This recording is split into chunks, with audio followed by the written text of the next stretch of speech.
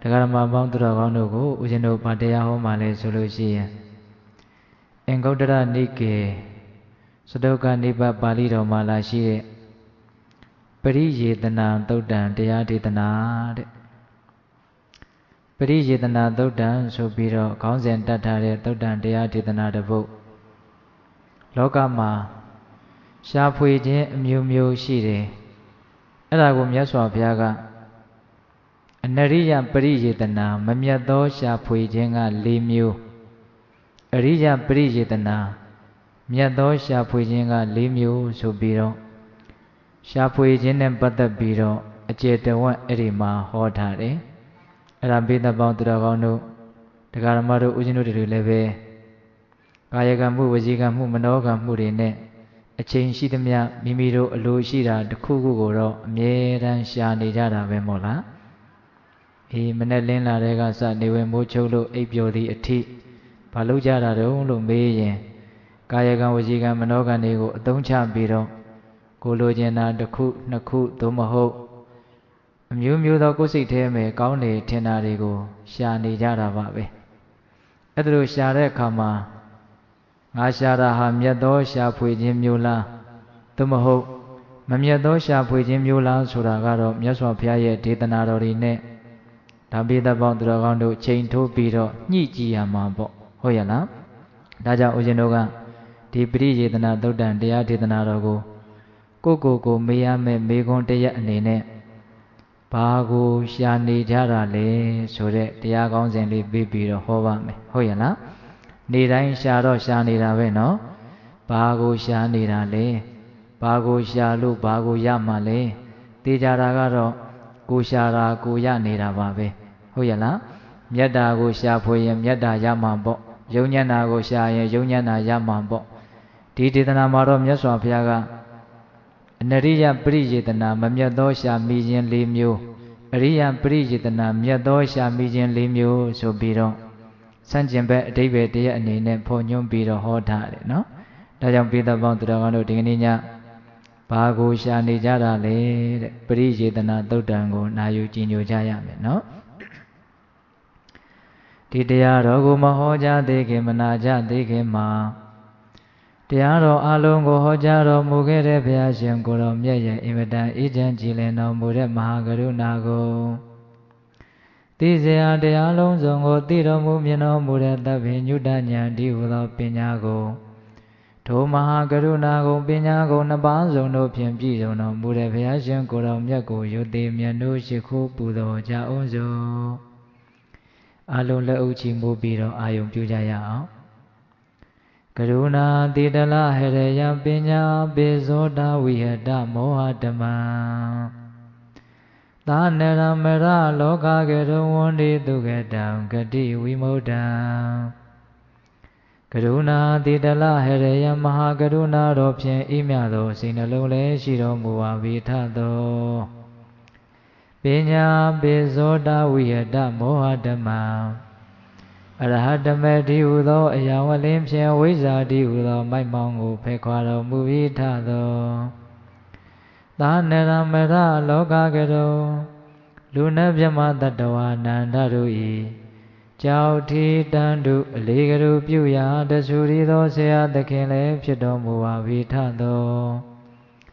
Gadi Wimodan Diwamanota Nidiane Pita Teresa Laya Shinga Dando Gadiro Mali to the Kinloto Movitado Tugadan the Tawarua Ajumia Jahoman or the Gaga Ungodam Yasura Muvavitado Bodan Tisali Yatiam Yako Lepodina Baramyakedu Piana Dine Dimian Bida Piashan Goro Yajigo Mayan Dia Bogo Diana Bogo Koso Pinya Paramamamu Yona Nepia Pijavado Pia Divido Duti Uni Unama Kaya Wezi Manochi Toni Dwara Panama Pien Dogwa Yojo Leso Muga Shiko Unyoba I Myasoa Pia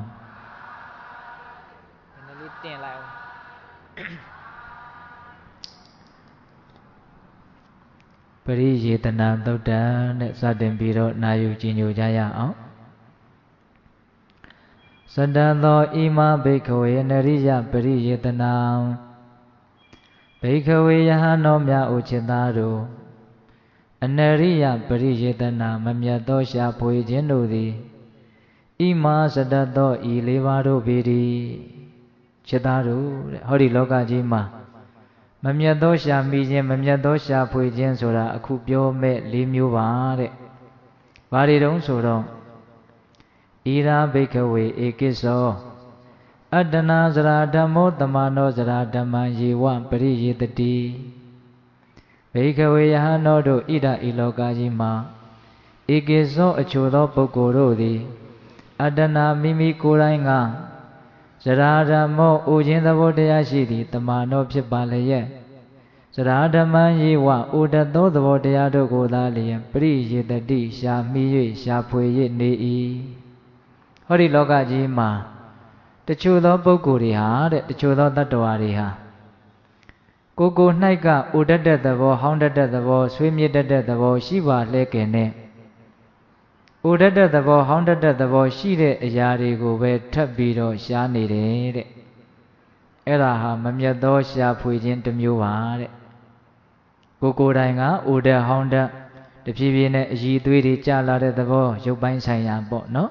တဖြည်းဖြည်းနဲ့ဟောင်းတန်းဆွေးမြေ့တဲ့သဘောရှိပါလဲကဲနဲ့ကိုရှားထားတဲ့အရာတွေကလည်းပဲအဲ့ဒါလိုအိုတဲ့ဟောင်းတတ်တဲ့ဆွေးတဲ့မြင့်တဲ့တရားတွေကိုပဲအရာတွေကိုပဲရှားထားတယ်တဲ့ဘာတွေကိုရှားတာလဲလို့ဆိုလိုတာလဲဆိုတော့ဦးဇင်းတို့သက်ရှိသက်မဲ့အမျိုးမျိုးသော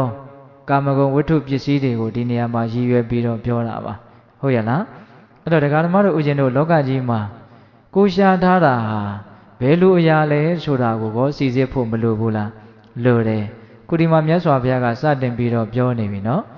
ကိုယ်တိုင်ကအိုမင်းဆွေးမြေ့တတ်တဲ့သဘောရှိပါလဲခင်နဲ့အိုမင်းဆွေးမြေ့တတ်တဲ့သက်ရှိသက်မဲ့အဲ့ဒီကာမဂုဏ်ဝတ္ထုပစ္စည်းတွေကိုရှားထားခြင်းသည်အဲ့ဒါမမြတ်သောရှာဖွေခြင်းတစ်မျိုးပါတဲ့နော်နောက်တစ်မျိုးအတ္တနာဗျာတိဓမ္မောတမနောဗျာတိဓမ္မံယေဝပရိယေတတိအတ္တနာမိမိကိုယ်တိုင်ကဗျာတိဓမ္မောနာကျင်ခြင်းသဘောတရားရှိသည်တမနောဖြစ်ပါလျက်ဗျာတိဓမ္မေယေဝနာကျင်တတ်သောအရာတို့ကိုသာလျက်နာကျင်တတ်သောသဘောတရားရှိသောအရာတို့ကိုသာလျက်ပရိယေတတိရှာမိ၍ရှာဖွေ၍နေ၏ကို၌ကနာကျင်ကြိုက်ခဲတတ်တဲ့သဘောမသက်သာတဲ့သဘောရှိပါလဲကင်နဲ့ကိုရှားထားတဲ့အရာတွေကနာကျင်တတ်တဲ့သဘောကြိုက်ခဲတတ်တဲ့သဘောရှိတဲ့အရာတွေကိုပဲရှားထားတယ်တဲ့ဒါကိုလည်းစဉ်းစားရမယ်ကိုရှားထားတဲ့အရာတွေကိုလည်းစဉ်းစားရမှာပေါ့ဒကာဓမ္မတို့ဦးဇင်းတို့ခန္ဓာဟာတကယ်စင်စစ်နာကျင်ခြင်းသဘောဟာအမြဲတမ်းရှိနေတာပဲဆေးရုံရောက်မှမသက်မသာအော်ဟစ်ညည်းညူနေရမှနာကျင်ကြိုက်ခဲတဲ့သဘောတွေ့တာလို့အဲ့ဒါလို့မအောင်မှစ်သင့်ဘူးတကယ်ကန်းတော့မသက်သာတဲ့သဘောနည်းနည်းလေးအနေရထိုင်ရခက်တဲ့သဘောလေးကတော့အချိန်တိုင်းလိုရှိနေတာပဲဒါခန္ဓာကိုယ်ကိုကြည့်မယ်ဆိုရင်သိနိုင်ပါတယ်များသောအားဖြင့်တော့ဒကာဓမ္မတို့ဦးဇင်းတို့ဒီဆင်းရဲတဲ့နာကျင်တဲ့ဝေဒနာတွေကိုကိုကဣရိယာပုနဲ့ဖုံးထားတော့မသိတာဘူးဖြစ်တာပေါ့တကယ်လို့မလှုပ်မရှက်တမျိုးတည်းသောဣရိယာပုနဲ့နေကြည့်မယ်မလှုပ်ဖဲနေကြည့်မယ်ဆိုရင်15မိနစ်လောက်အတွင်းမှာပဲဒီခန္ဓာကိုယ်ကြီးဟာမသက်သာတဲ့သဘောရှိတယ်ဆိုတာကိုသူထင်ရှားပြမှာပဲဟုတ်ရလားသို့တော်ကိုကဒီလိုလေးအဆင်မပြေရင်ဟိုလိုလေးပြောင်းပြီးတော့နေလိုက်မှာပဲဟုတ်လားအဲ့ဒါလိုအမျိုးမျိုးသောလျောင်းထိုင်ရသွားဣရိယာပုတွေနဲ့ပြောင်းလဲပြီးတော့စိတ်တိုင်းကြကလေးနေလို့ရနေသေးတော့တတ်တာသလိုဖြစ်နေတာပေါ့အမြဲတမ်းနာကျင်နေတယ်မသက်မသာဖြစ်နေတယ်ဆိုတာကမထင်ရှားပဲဖြစ်နေတာပေါ့ဟုတ်လားနောက်ပြီးတော့စားလာတဲ့အခါမှာစားပစ်လိုက်မှာပဲရေစားလာတဲ့အခါမှာတောက်ပစ်လိုက်မှာပဲတကယ်တမ်းကတော့ခန္ဓာကိုယ်ကအမြဲတမ်းပြဿနာရှားနေတာပါပဲရှားနေတဲ့ပြဿနာကိုကိုကအမြဲတမ်းရှင်းပေးနေရတာပါပဲအစားတောက်နဲ့ရှင်းရတယ်အဝတ်အစားနဲ့ရှင်းရတယ်အနေအထိုင်နဲ့ရှင်းရတယ်ရာသီဥတုနဲ့ရှင်းရတယ်အမျိုးမျိုးပါပဲတကယ်တမ်းကတော့ဒီခန္ဓာကိုယ်ကြီးကအမြဲတမ်းမသက်သာတဲ့သဘောကတော့ကြီးတာနဲ့သေးတာပဲကွာတယ်အမြဲတမ်းရှိမနေဘူးလားရှိနေတယ်အဲ့ဒီအချက်ကိုကောင်းကောင်းသဘောပေါက်ဖို့လိုတယ်ဟုတ်ရလားအေးအဲ့ဒီမသက်သာမှုတွေကကြီးထွားလာတော့ဒါဆေးရုံတက်ရတဲ့အခြေအနေဆေးကန်းသွားရတဲ့အခြေအနေဒါမျိုးဖြစ်လာတာပေါ့ဒါကလည်းပဲတစ်ချိန်မှဒါကြီးကြီးကျယ်ကျယ်မခံမရနိုင်တဲ့အဆင့်ကိုတဖြည်းဖြည်းနဲ့ရောက်သွားမှာပဲလေဟုတ်ရလား အဲ့တော့ပြောလို့တာကကိုယ်တိုင်ကနာကျင်ခြင်းသဘောရှိပါလဲခင်နဲ့ကိုရှာထားတဲ့အရာတွေဟာလည်းပဲနာကျင်တတ်တဲ့သဘောရှိတဲ့အရာတွေကိုပဲရှာထားတာပါတဲ့တယောက်ကိုတယောက်မကယ်နိုင်တဲ့အနေအထားမျိုးပေါ့ဆိုလိုတာကဟုတ်ရဲ့လားမထူးတာကိုပဲရှာတယ်ပေါ့ဆိုလိုတာကနော်အဲ့ဒါလို့ကိုယ်တိုင်ကနာတတ်တဲ့သဘောရှိပါလဲနဲ့နာတတ်တဲ့သဘောရှိတာတွေကိုပဲရှာခြင်းသည်အဲ့ဒါမမြတ်သောရှာဖွေခြင်းတစ်မျိုးပါတဲ့ဟုတ်ရဲ့လားနှစ်မျိုးရှိပြီနော်နောက်တစ်ခါအာဒနာမရဏဓမ္မောတမနောမရဏဓမ္မံယေဝပရိယေတတိအာဒနာမိမိကိုယ်တိုင်ကမရဏဓမ္မောသေဆုံးပျက်စီးတဲ့ခြင်းသဘောတရားရှိသည်တမနောဖြစ်ပါလျက်မရဏဓမ္မံယေဝသေဆုံးပျက်စီးတတ်သောအရာတို့ကိုသာလျက်ပရိယေတတိရှာမိ၍ရှာဖွေ၍နေ၏ကို၌ကပျက်စီးတတ်တဲ့သဘောသေဆုံးတတ်တဲ့သဘောရှိပါလျက်ခင်နဲ့ကိုရှာထားတဲ့အရာတွေဟာပျက်စီးတတ်တဲ့သဘောသေဆုံးတတ်တဲ့သဘောရှိတာတွေကိုပဲရှာထားတာပါတဲ့ဟုတ်ရဲ့လားဒါတကာသမားတို့ဦးဇင်းတို့ဒီနေ့မှဒီခန္ဓာကိုယ်ကြီးဟာပျက်စီးကြရမယ်ဆိုတာမြေကြီးလက်ခတ်မလွဲပဲနော်အေးရှောင်မရတိမ်မရကြုံညတွေးကြရမယ်ကိစ္စနော်အဲ့ဒါလို့ကိုယ်တိုင်ရှောင်မရတိမ်မရရင်ဆိုင်ရမယ်ပြဿနာမျိုးရှိတာကိုပဲကိုရှာထားတာတွေဟာဖြစ်နေတယ်ဟုတ်ရဲ့လားဒါကြောင့်မြတ်စွာဘုရားကအဲ့ဒါလို့သေဆုံးခြင်းပျက်စီးခြင်းရှိတတ်တဲ့ပုဂ္ဂိုလ်ကသေဆုံးခြင်းပျက်စီးခြင်းရှိတဲ့အရာတွေကိုပဲရှာထားတာဒါပေတတို့မှာဉာဏ်ရှိပါတယ်အကျယ်ကြီးဦးဇင်းတို့ရှင်းပြเสียရလိုမယ်မထင်ဘူးဟုတ်ရဲ့လားကိုယ်ပတ်ဝန်းကျင်မှာကိုရှာထားတာတွေဟာအဲ့လိုမျိုးဖြစ်မနေဘူးလားအဲ့ဒါရှာဖွေခဲ့တာတွေဟာမြတ်သောရှာဖွေခြင်းတွေလို့ပြောမလားမမြတ်သောရှာဖွေခြင်းတွေလို့ပြောမလားမမြတ်သောရှာဖွေခြင်းတွေမမြတ်ဘူးဆိုတော့ရှုံးတယ်ပေါ့ဟုတ်လားမမြတ်ဘူးဆိုမှတော့ဘာမှမထူးဘူးပေါ့ဟုတ်လားတည်ရည်လို့လည်းပြောမလားဟုတ်လားအမျက်မရှိဘူးဆိုမှတော့နောက်ရှုံးတယ်လို့လည်းပြောလို့ရတာပေါ့ဟုတ်ရဲ့လားတနည်းအားဖြင့်မြတ်တယ်ဆိုတဲ့အဓိပ္ပာယ်ကစကားနှစ်ခွထွက်တယ်ဗျနော်ရှုံးတယ်ဆိုတဲ့အဓိပ္ပာယ်ကိုလည်းမမြတ်ဘူးလို့ပြောလို့ရတယ်နောက်ပြီးတော့ယုံညံ့နေမမြတ်ဘူးပေါ့မယုံညံ့ဘူးမြင့်မြတ်တယ်ပေါ့မြင့်မြတ်တယ်လို့လည်းပြောလို့ရတယ်အသာရတယ်အနိုင်ရတယ်ဆိုတဲ့အမျက်အနေနဲ့လည်းပြောလို့ရတယ်ဟုတ်ရဲ့လားဒါကြောင့်ပိဿပေါင်းသူတော်ကောင်းတို့ကို၌ကတည်တတ်တဲ့သဘောရှိပါလေနဲ့တည်တတ်တဲ့သဘောတရားရှိတာတွေကိုပဲရှားထားခြင်းသည်ရှားနေခြင်းသည်ဓမ္မမြတ်သောရှားဖွေခြင်းပါတဲ့မြတ်စွာဘုရားကဟုတ်ရဲ့လားဘယ်နှမျိုးရှိပြီတော့၃မျိုးရှိပြီနောက်ထပ်တစ်မျိုးအတ္တနာတံကိလေသာဓမ္မောတမနောတံကိလေသာဓမ္မံယေဝပရိယေတတိအတ္တနာမိမိကိုယ်တိုင်ကတံကိလေသာဓမ္မောညင်နွမ်းတတ်သောသဘောတရားတွေရှိသည်တမနောဖြစ်ပါလျက်တံကိလေသာဓမ္မညင်နွမ်းတတ်သောအရာတို့ကိုသာလျက်ပရိယေတတိရှာမိ၍ရှာဖွေ၍နေ၏ကိုယ်တိုင်ကညင်နွမ်းတတ်တဲ့သဘောတရားရှိနေပါလျက်ခင်နဲ့ကိုရှာထားတဲ့အရာတွေဟာလည်းညင်နွမ်းတတ်တဲ့သဘောရှိတာတွေကိုပဲရှာထားတာတဲ့ကိုယ်တိုင်ညင်နွမ်းတတ်တဲ့သဘောရှိတယ်ဆိုတာကရုပ်ပိုင်းဆိုင်ရာကိုအဓိကရည်ရွယ်ပြောတာမဟုတ်နော်စိတ်ပိုင်းဆိုင်ရာတံကိလေသာတံကိလေတိကာဓမ္မပူပန်စေတဲ့နှိမ့်ဆက်တတ်သောသဘောတရားများစိတ်နှလုံးကိုအမျိုးမျိုးသောအယောင်တွေညှဉ်းနှွမ်းမှုတွေဖြစ်သွားစေတဲ့တရားများတဲ့ပြောရရင်တော့လောဘဒေါသမောဟအစရှိတဲ့ကိလေသာတရားတွေကိုပြောတာပါဟုတ်ရဲ့လားတရားဓမ္မတို့ဦးဇင်းတို့ရဲ့အတွင်းတန်တမှာအာယုန်နေနဲ့တွေ့တိုင်းကြိုက်เสียလို့ထင်တော့လူကျင်တယ်ဆိုတဲ့လောဘအညစ်အကြေးကတတိဝရိယပညာမဥစည်းတဲ့အချိန်တိုင်းမှာရှိမနေဘူးလားရှိနေတယ်ဒါဟာမုန်းတီးတရားမကျေနပ်เสียဒါဟာစိတ်တိုင်းမကြเสียလို့ထင်တော့ဒေါသဆိုတဲ့အညစ်အကြေးဟာတတိဝရိယဉာဏ်ပညာမဥစည်းတဲ့အချိန်တိုင်းမှာရှိမနေဘူးလားရှိနေတယ်အဲ့လိုပဲမာနတို့အိတ်သားတို့မစ္စရိယတို့အာယုန်နေနဲ့ကြုံတိုင်း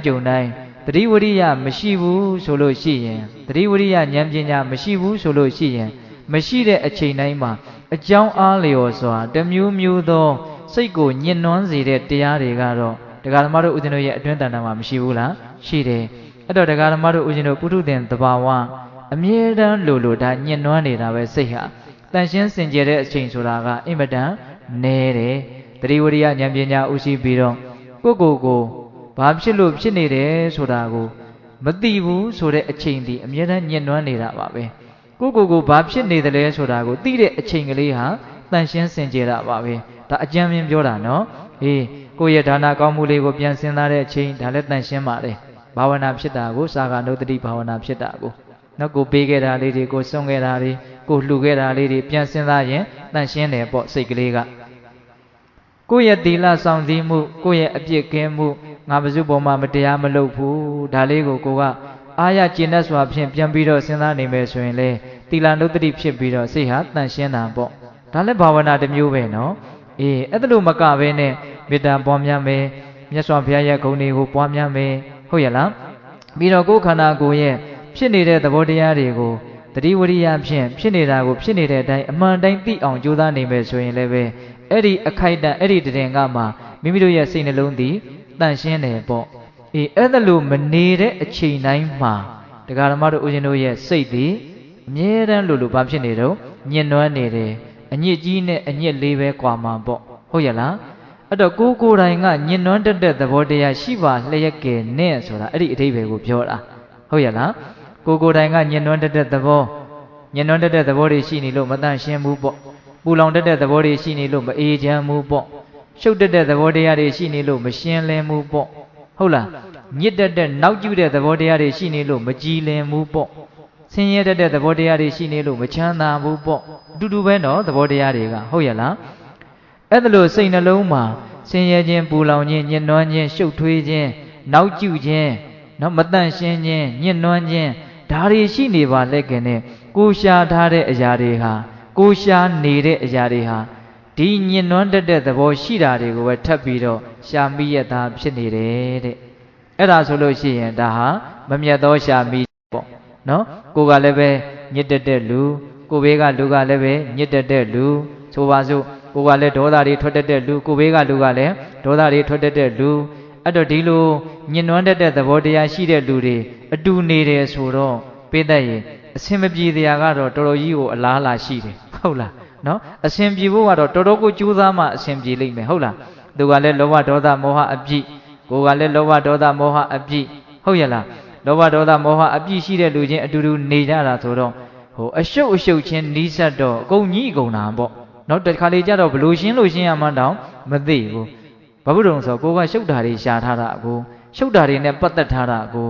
ဟုတ်လားဒါကြောင့်တစုံတစ်ခုရှုပ်ထွေးမှုညှဉ်းနှွမ်းမှုပူလောင်မှုတွေကြောင့်စိတ်ပြက်တယ်ဆိုရင်တစ်ဖက်လူကြီးပဲအပြစ်မတင်နဲ့ဟုတ်ရဲ့လားငါကလည်းပတ်သက်မိတာကိုငါကလည်းဒါမျိုးမှရှားထားတာကိုဟုတ်လားပြီးတော့ငါကိုယ်၌ကလည်းပဲဒါမျိုးကြီးရှိနေတာကိုမထူးသောမဆန်းသောကိစ္စတွေကိုငါရှားထားတာမမြတ်တာကိုရှာမှတော့မမြတ်တာဟာအဆန်းမဟုတ်ဘူးလို့ကိုအဲ့ဒါလိုနားလည်ဖို့မလိုဘူးလားလိုတယ်ဒါကြောင့်မြတ်စွာဘုရားကတပည့်ညုတဉာဏ်နဲ့ကြည့်ပြီးတော့ရှားဖွေခြင်းတွေကတော့အမျိုးမျိုးပါပဲရှားနေကြတော့ပါပဲတတ်တလောက်မှတ်တလောက်စွမ်းအားထုတ်ပြီးတော့မရှားကြဘူးလားရှားကြတယ်နော်ကာယကံဝစီကံမနောကံသုံးချပြီးတော့ရှားနေတာပဲအချိန်တွေကိုအသုံးချပညာတွေကိုအသုံးချအမျိုးမျိုးကိုရကျင်တာကိုဒါအချိန်ပြည့်လို့ပြောရမှာပါပဲရှားနေကြတာပါပဲဟုတ်ရဲ့လားအဲ့ဒါလို့ရှားနေတာတွေထဲမှာမြတ်သလားမမြတ်ဘူးလားဆိုတာကိုချိန်ထိုးပြီးတော့နားလည်ဖို့ဒါဥစဉ်တို့ဒါပထမပိုင်းပေါ့နော်မြတ်စွာဘုရားကမမြတ်သောရှာဖွေခြင်းဆိုတာ၄မျိုးပါတဲ့စာတက်ကနေတယမြန်မာပြန်ထားတာလေးကတော့နည်းနည်းရှင်းသေးတယ်အနရိယပရိယေတနာလူယုတ်မာတို့ရဲ့ရှာဖွေခြင်းလို့အဲ့ဒါလိုပြောထားတယ်ဟုတ်ရဲ့လား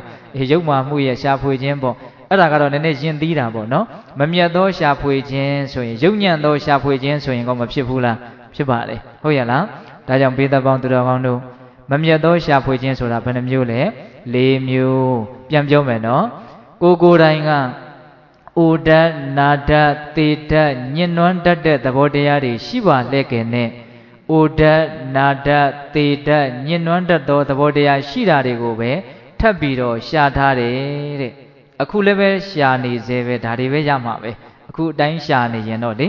ဟုတ်လားအဲ့တော့ဦးဇင်းတို့ဒီနေရာမှာနည်းနည်းလေးပေးသက်ပေါင်းသူတော်ကောင်းတို့အကျင့်တဝင်လေးနားလေကြည့်ရအောင်နော်အကျင့်တဝင်လေးဆိုတာကတိတ်အကျင့်တဝင်ကြီးတော့မဟုတ်ပါဘူးဆိုကြပါစို့လောလောဆယ်အိုမင်းတတ်တဲ့သဘောနာကျင်တတ်တဲ့သဘောသိဆုံးတတ်တဲ့သဘောညှဉ်းနှွမ်းတတ်တဲ့သဘောတွေရှားထားတယ်ဆိုတာကတော့ဘာမှနားမလည်တရားမရှိဘူးအင်မတန်ရှင်းလင်းပါတယ်လွယ်ပါတယ်ဟုတ်လားသို့တော့နည်းနည်းလေးစဉ်းစားရလာမဲ့အနာဂတ်မှာဘာတွေရအောင်အခုချိန်ကငါရှားထားသလဲဆိုတာလေးကိုလည်းနည်းနည်းစဉ်းစားသေးခြင်းနဲ့ဆိုပါစို့တရားဓမ္မတို့ပုထုသင်တဘာဝမကောင်းတာတွေလုံမိတာမဟုတ်တာတွေပြောမိတာမဟုတ်တာတွေတွေးမိတာကာယကံဝစီကံမနောကံအကုသိုလ်ကံတွေလုံမိတာပြောမိတာတွေးမိတာမရှိဘူးလား ထိတယ်ဒါဥစဉ်တို့လည်းရှိတာပဲဟုတ်လားအဲ့ဒါလို့ကိလေသာတရားကိုအရင်ခံပြီးတော့ကာယကံဝစီကံမနောကံမတန့်ရှင်းမှုမစင်ကြယ်မှုအကုသိုလ်ကံတွေကိုပြုမယ်ဆိုလို့ရှိရင်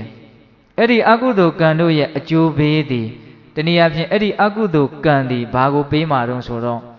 ့အပေလေးပါးတည်းဟူသောယုံညံ့တဲ့ဘဝကိုပေးမှာပေါ့ဟုတ်ရဲ့လားအဲ့ဒီတော့အကုသိုလ်ကိုပြုခြင်းသည်ယုံညံ့သောဘဝကိုရအောင်ရှာရမရောက်ဘူးလားမရခြင်းသည်ဖြစ်စေရခြင်းသည်ဖြစ်စေရှားထားရင်တော့သိမ့်ပတ်ရမှာပဲเนาะအဲ့ဒါရှားထားတာပဲကိုကအကုသိုလ်ပြုပြီးတော့ရှားလိုက်တာပဲဟုတ်လားလောကကြီးမှာကောင်းမယ်ထင်ပြီးတော့ရှားပြီးတော့အဲ့ဒါကြီးကကိုယ့်လက်ထဲရောက်တော့မှမကောင်းမှန်းသိရတာမျိုးကောလောကီလိုဥပမာပေးလို့မရဘူးလားရတယ်เนาะကိုကတော့ကောင်းမယ်ထင်လို့အစဉ်ပြေမယ်ထင်လို့ဒါကြီးကိုရှားထားလိုက်တာပဲပြီးတော့မှဒါကဒုက္ခဖြစ်နေတယ်မကောင်းတာကြီးဖြစ်နေတယ်ဆင်းရဲတာကြီးဖြစ်နေတယ်တချို့ကြတော့လည်းပဲကောင်းတာလေးကနည်းနည်းမကောင်းတာတွေကအများကြီးဖြစ်နေပြန်တယ်ဟုတ်လားအဲ့ဒါလိုပဲအကုသိုလ်မှုပြုကြတဲ့ပုဂ္ဂိုလ်တွေဟာကောင်းမယ်ထင်လို့တော့လှုပ်လိုက်တာပဲဒီတိုင်းပြောလိုက်ရင်တော့အစဉ်ပြေမှာပဲဒီတိုင်းပြောလိုက်ရင်တော့စိတ်တိုင်းကြတာပဲဟုတ်မှာပဲလို့ထင်လို့လှုပ်လိုက်တာပါပဲအကုသိုလ်လှုပ်တာလည်းကောင်းမယ်ထင်လို့လှုပ်တာနော်တကယ်ဒီမိုင်းများဟုတ်တယ်နော်ချမ်းသာမယ်ထင်လို့ဒီတိုင်းလှုပ်လိုက်မှအစဉ်ပြေမယ်ထင်လို့ဒီတိုင်းကိုလှုပ်ချလိုက်တာပဲပြီးမှအစဉ်မပြေတာကတော့ကံအားလျော်စွာပေါ့ဟုတ်ရလားအဲ့ဒါလိုပြောချင်တာကအကုသိုလ်ကိုပြုတယ်ဆိုလို့ရှိရင်ယုံညံ့တဲ့အပေလေးပါးခန္ဓာတွေကိုရအောင်ရှာရရောက်တယ်အဲ့ဒီအပေလေးပါးခန္ဓာတွေဟာအိုတတ်တဲ့နာတတ်တဲ့သေတတ်တဲ့ညှဉ်းနှွမ်းတတ်တဲ့ခန္ဓာတွေပဲမဟုတ်လားဟောအဲ့တော့ဒါညှဉ်းနှွမ်းသောရှာဖွေမှုလို့ပြောလို့မရဘူးလားရတယ်အဲ့တော့ပြစ္ဆုတ်ပံရှာထားတာလောက်တင်တရားဓမ္မတို့ဦးဇင်းတို့နားလေသဘောပေါက်ထားရုံမျှနဲ့မပြည့်စုံသေးဘူးဟုတ်ရဲ့လားအကုသိုလ်မှုကိုပြုလို့ရှိရင်လည်းပဲဒါမမြတ်သောရှာဖွေခြင်းပဲမမြတ်သောမှာတော်တော်ကိုရှုံးတဲ့ရှာဖွေခြင်းပဲယုံညံ့တဲ့ဘဝခန္ဓာတွေရအောင်ရှာထားရမရောက်ဘူးလားရောက်တယ်။ကဲနောက်တစ်ချက်ကုသိုလ်ကောင်းမှုတွေပြုတယ်ကုသိုလ်ကောင်းမှုတွေနော်ပုထုသင်တဘာဝကုသိုလ်ဟာကောင်းတယ်လို့အဆုံးအမတွေကိုရလို့ကုသိုလ်ကောင်းမှုကိုမပြုကြဘူးလားပြုထားတာရှိတယ်။ရှိတော့အဲ့ဒီကုသိုလ်ကောင်းမှုကိုပြုတဲ့နေရာမှာတော့နှစ်ချက်ပြောရလိမ့်မယ်။နော်တချို့ကကုသိုလ်ကောင်းမှုကိုပြုတော့ပြုတယ်ဒါပေမဲ့ရည်ရွယ်ချက်ကမမှန်ဘူးမမြင်ဘူးဟုတ်လားဒီကုသိုလ်ကောင်းမှုကိုဘဝတံပတ္တိဘောဂတံပတ္တိတစုံတစ်ခုတောင့်တလိုလားချက်နဲ့ပြုကြတာဒုက္ခခတ်သိငြိမ်းခြင်းလို့ပြုတာမဟုတ်ဘူးကိလေသာငြိမ်းခြင်းလို့ပြုတာမဟုတ်ဘူးနိဗ္ဗာန်ကိုမျက်မှောက်ပြုခြင်းလို့ပြုတာမဟုတ်ဘူးတန်တရားဝဆင်းရဲကလွတ်ချင်တဲ့စိတ်နဲ့ပြုတာမဟုတ်ဘူးတချို့ဆိုလို့ရှိရင်ဘဝတံပတ္တိဘောဂတံပတ္တိလောက်တောင်မရည်မှန်းတတ်ဘူးဂုံပကာသနာရှိုံမျှလောက်တချို့ကြတော့ရည်မှန်းတာရှိတယ်လူသိသေးခြင်းနဲ့ငါဒီလိုလှုပ်လိုက်တယ်ဟုတ်လားတချို့လှူးနေတာတွေလူသိသေးခြင်းလို့လှူးနေတာတွေရှိတယ်နော်တချို့များဆိုလို့ရှိရင်ကြားရတာကောင်းတော့မကောင်းပါဘူးလေဟုတ်လားဘွဲတွေဘာတွေရအောင်မို့လို့ပြည့်အောင်လှူရတဲ့လူတွေတောင်ရှိတယ်လို့ကြားဘူးတယ်ဟုတ်ရလားအဲ့ဒါလို့လှူဒန်းခြင်းမျိုးကြတော့ကုသိုလ်တော့ကုသိုလ်ပဲဒါပေမဲ့မမြတ်သောကုသိုလ်ဟုတ်ရလားမမြတ်သောကုသိုလ်အဲ့ဒါလို့ပဲသီလသမာဓိပညာရည်ရွယ်ချက်မမှန်ဘူးပေါ့နိဗ္ဗာန်ရဖို့ဒုက္ခခတ်သိမ်းချုပ်ငြိမ်းဖို့လောဘဒေါသတွေငြိမ်းဖို့ဒီလိုရည်ရွယ်ချက်နဲ့လုပ်တာမဟုတ်ဘူးတစုံတစ်ခုသောလိုအပ်ချက်တစုံတစ်ခုသောတောင်းတချက်နဲ့ပြုတယ်ဆိုလို့ရှိရင်အဲ့ဒီကုသိုလ်သည်ကောင်းတဲ့အမှုဖြစ်တဲ့အတွက်ကြောင့်လူချမ်းသာနတ်ချမ်းသာဗြဟ္မချမ်းသာဆိုတဲ့တန်တရားတွင်ချမ်းသာကိုတော့ပေးလိုက်မယ်နော်သူကကုသိုလ်ဖြစ်တာကိုဒါမဲ့သူ့ကိုချမ်းသာလို့ဆိုရတာကအပေလေးပုံရဲ့ဘဝနဲ့စာရင်ကောင်းလို့မို့သူ့ကိုချမ်းသာလို့ပြောရတာတကယ်လို့သစ္စာအမြင်နဲ့ကြည့်မယ်ဆိုရင်တော့သူ့ကိုလည်းချမ်းသာလို့ပြောလို့မရဘူးသူဟာလည်းပဲဒုက္ခသစ္စာထဲမှာအကျုံးဝင်တာပဲမဟုတ်လားနော်ဖြစ်ပေါ်လာတဲ့ချုပ်ပြောက်သွားတယ်သူလည်းဒီတိုင်းသွားတာပဲလေဟုတ်ရဲ့လားသို့တော့အပေလေးပုံလောက်တော့သူကဒုက္ခမကြီးဘူးပေါ့တနည်းအားဖြင့်ကိုကလွတ်မြောက်ခြင်းတယ်ဆိုလို့ရှိရင်နိဗ္ဗာန်ရအောင်လွတ်မြောက်အောင်သူ့မှာလုံနိုင်ခွင့်ရှိတာပေါ့အပေပုံကတော့ဆင်းလဲဆင်းရဲတယ်လွတ်မြောက်အောင်လည်းလုံနိုင်ခွင့်သူတို့မှာမရှိဘူးသူတို့ကတော့တော်တော်ကိုဆိုးတဲ့ဘဝပေါ့ဟုတ်ရဲ့လားသို့တော်လည်းပဲနိဗ္ဗာန်ကိုရည်မှန်းချက်မထားဘဲနဲ့ပြုလုပ်လိုက်တဲ့ကုသိုလ်ကံသည်လည်းပဲလူချမ်းသာနတ်ချမ်းသာဗြဟ္မချမ်းသာလို့ချမ်းသာနာမည်တက်ပြီးတော့ဆိုရတော့လည်းပဲသစ္စာအမြင်နဲ့ကြည့်မယ်ဆိုရင်တော့ဒုက္ခသစ္စာကိုပဲသူရတာတနည်းအားဖြင့်အိုဓာတ်နာဓာတ်သေဓာတ်ညှဉ်းနှွမ်းတတ်သောခန္ဓာပဲထပ်ပြီးတော့ရတာပဲမဟုတ်လားဟုတ်တယ်နော်အဲ့လိုဆိုရင်သူ့ကိုလည်းဘယ်လိုလဲထည့်မလို့မမြတ်သောရှာမိခြင်းနဲ့ပဲထည့်ရမှာပဲဟုတ်လားအကုသိုလ်နဲ့အပေပုံကိုရှာတာနဲ့စာရင်တော့ကောင်းတယ်ပေါ့ ဒါကတော့ဦးဇင်းတို့တိတိကျကျပြောရမယ်နော်အတူတူလို့တော့သွားပြောလို့မရဟုတ်ရဲ့လားအတူတူလို့တော့ပြောလို့မရဘူးအပေပုံဆိုတာကဆင်းရဲရတဲ့အထက်ဒီဆင်းရဲကလွတ်မြောက်ခွင့်ရှိအောင်လုပ်လို့မရဘူးလွတ်မြောက်ခွင့်အဲ့ဒီဘဝမှာမရှိဘူးပေါ့ဒကာဓမ္မတို့ဦးဇင်းတို့သုခရိပုံသားဆိုတာက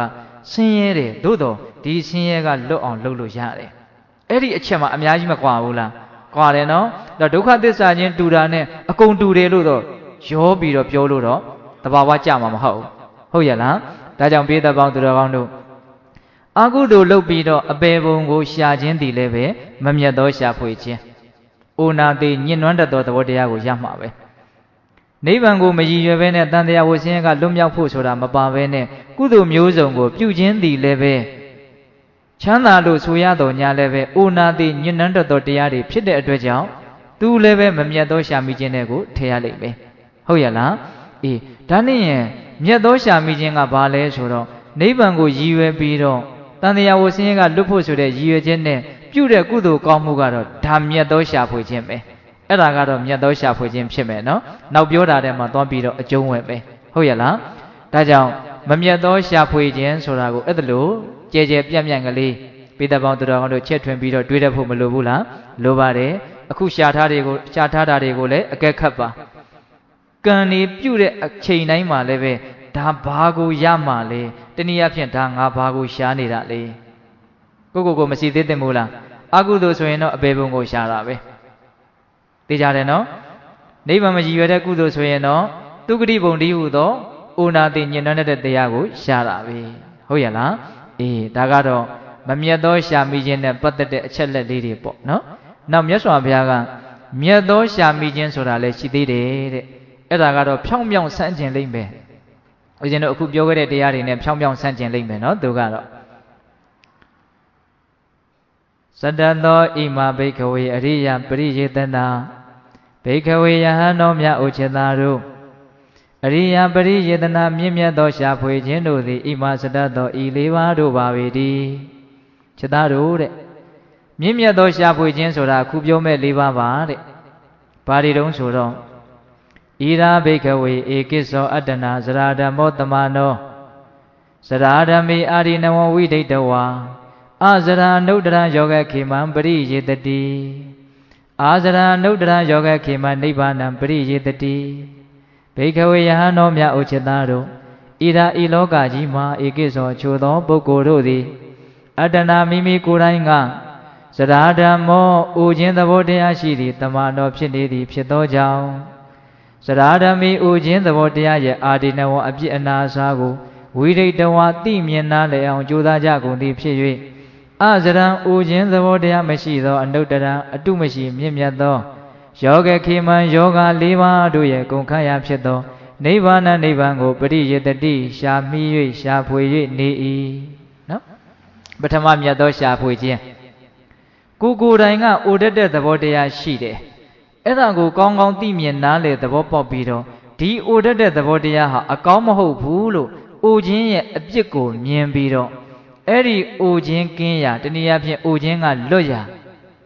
နော်အနုတ္တရယောဂခေမနိဗ္ဗာန်ပရိယေတတိတဲ့အနုတ္တရဆိုတာကတော့အင်မတန်မြင့်မြတ်တယ်ပေါ့နာဥတ္တရ